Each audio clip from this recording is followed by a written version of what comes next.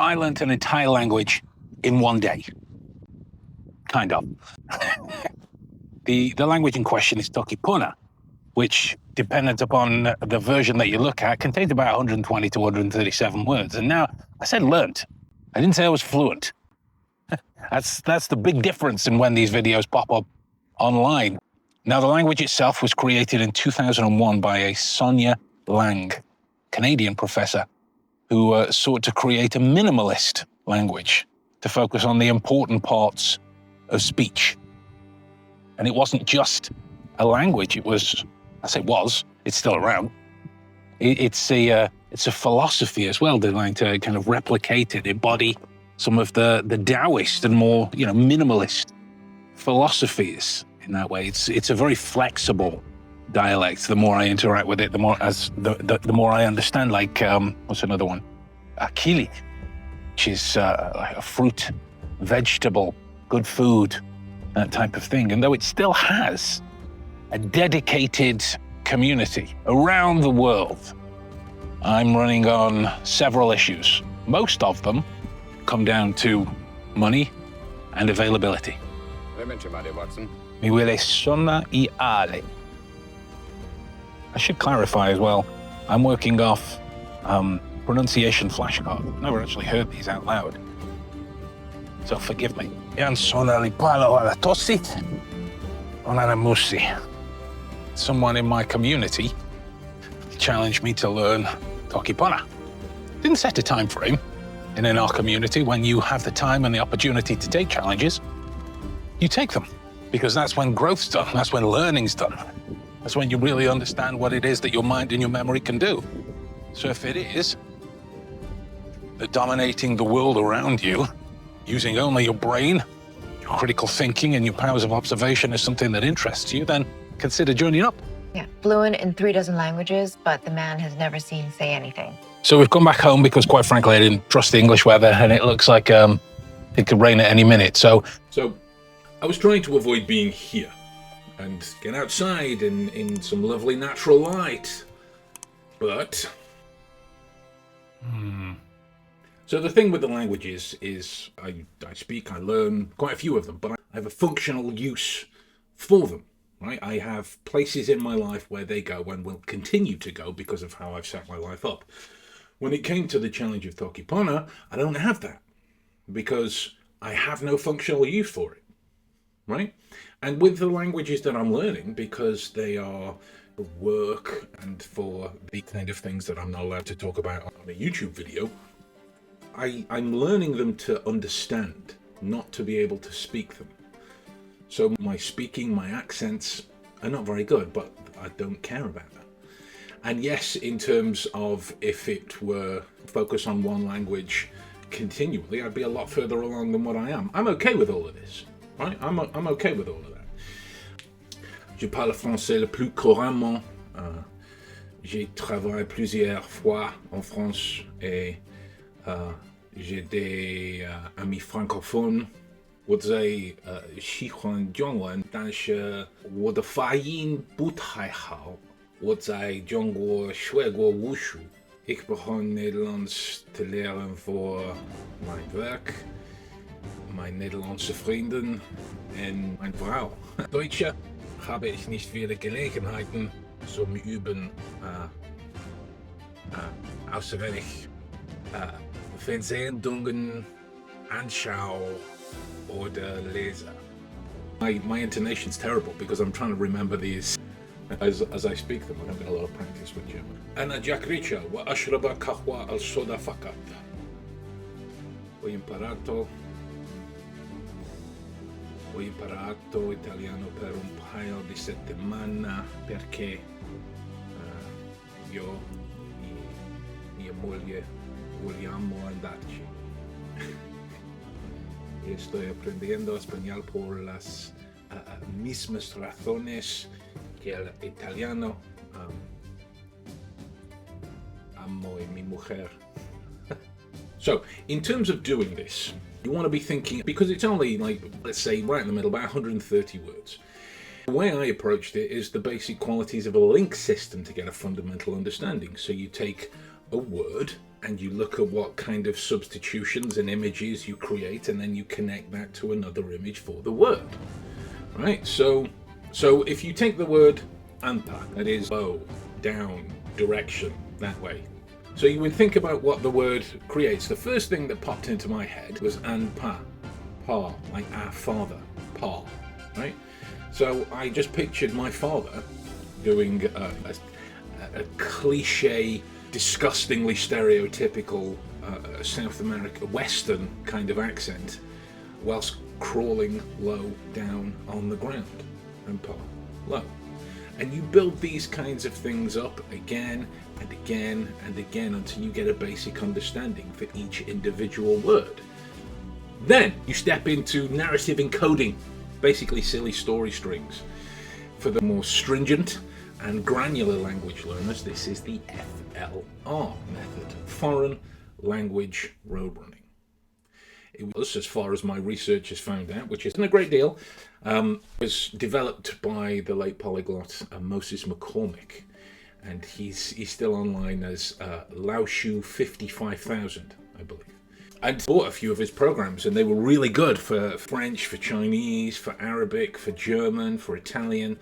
The core philosophy of the FLR method, as I understand it, is to prioritize speaking and practical communication from day one, rather than focusing heavily on grammar or vocab lists in the initial stages, right? Its key elements are the focus on the conversation. So it's scripts that you can deliver to get over that concern of just, oh, what if I end up being wrong?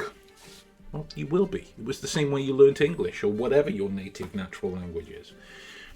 So essentially, it's built around learning a set of pre-planned questions and answers that you anticipate being asked or needing to use in some kind of a conversation. These scripts, they're designed to help you start communicating immediately, even with limited vocab.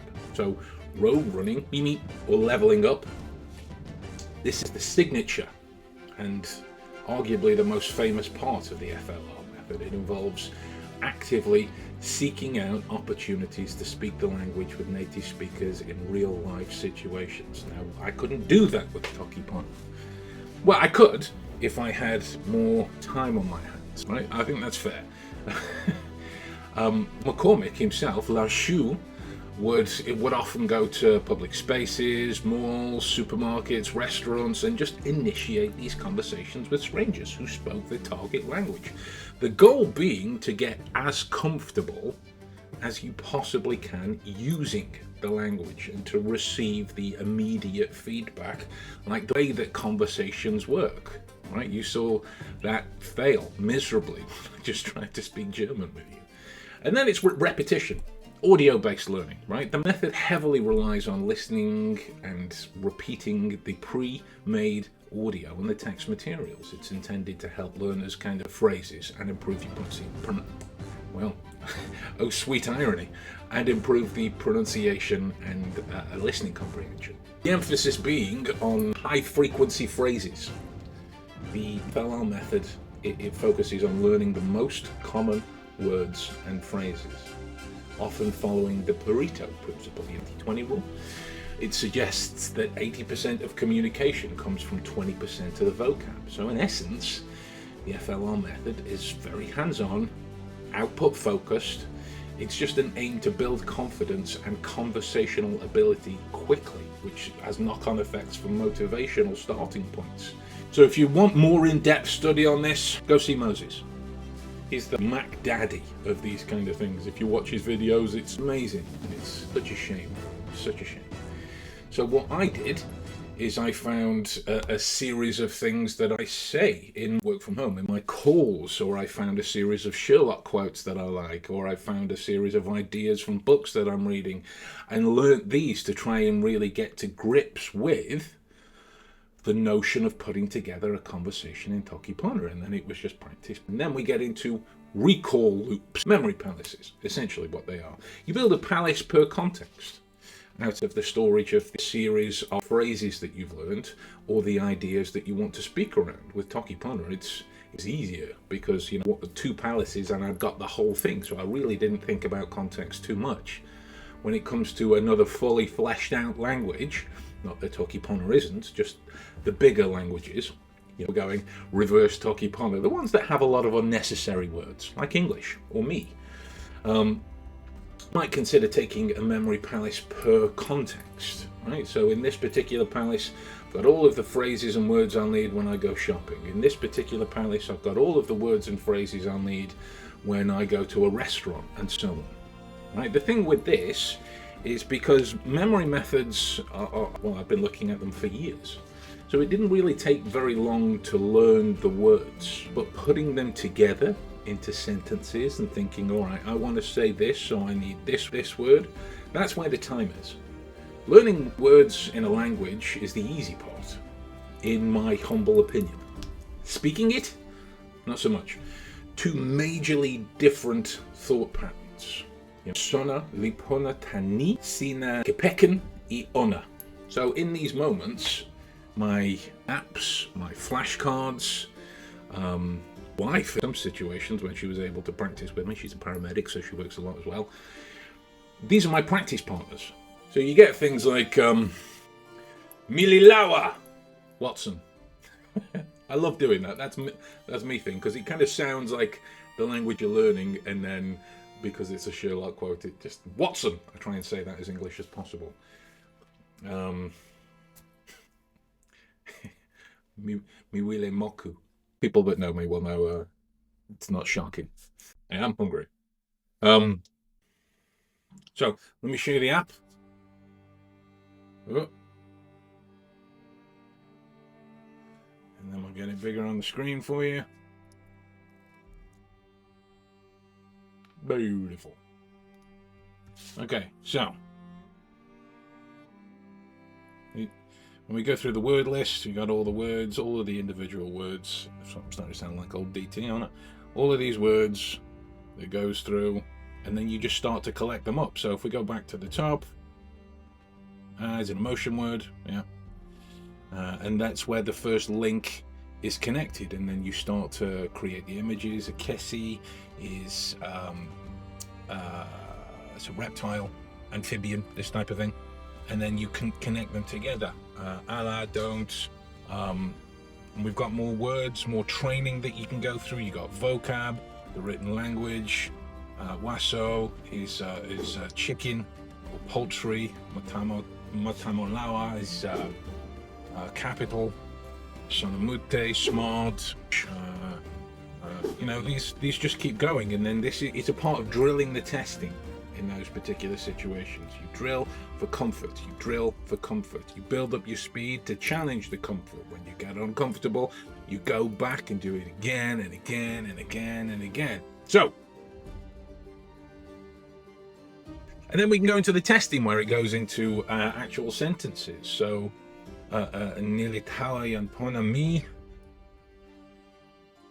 would be, this is for my friend.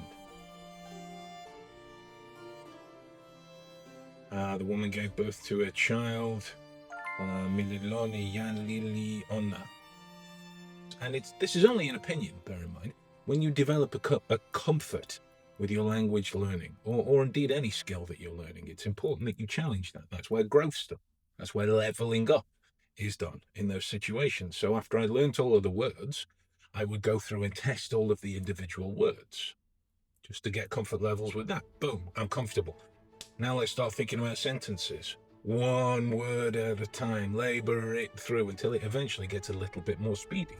Now, up until this moment, I've had 2 conversations with that app, right? So make of that what you will. Again, Joe, who set me the challenge, it was really only about learning Toki Pona. Didn't say anything about fluency.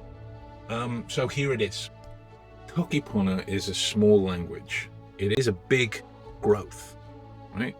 It's part of the, obviously, hundreds of things that I love about memory work. We've been doing it for so long, but this is one of the things that I love about memory work, is that it makes you think, all right, it creates curiosity about possibility. So you have learned a language in a day. It's a very specific framing on that, but I have learned a language in a day.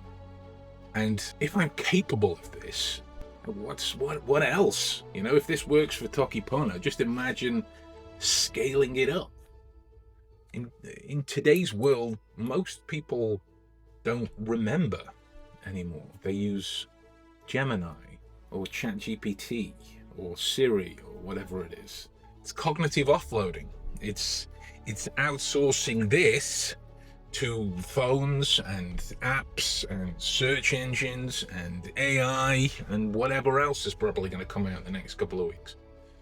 Sherlock once said, "You see, but you do not observe." Now, in the digital age, it's arguably worse because we don't even try to observe because we've trained ourselves not to. Memory isn't supposed to be outsourced. It's supposed to be used, tested, and stretched. Toki Pona showed me that when you put your brain under healthy pressure, it doesn't break. It evolves. Every challenge, every constraint, every mental case you take on makes you sharper. That's exactly why our community exists, to create those challenges. We don't exist because people are dumb. We exist because the world makes it too easy not to think. Here we don't just offload, we train, we experiment, we grow. Yan ala lisona ale.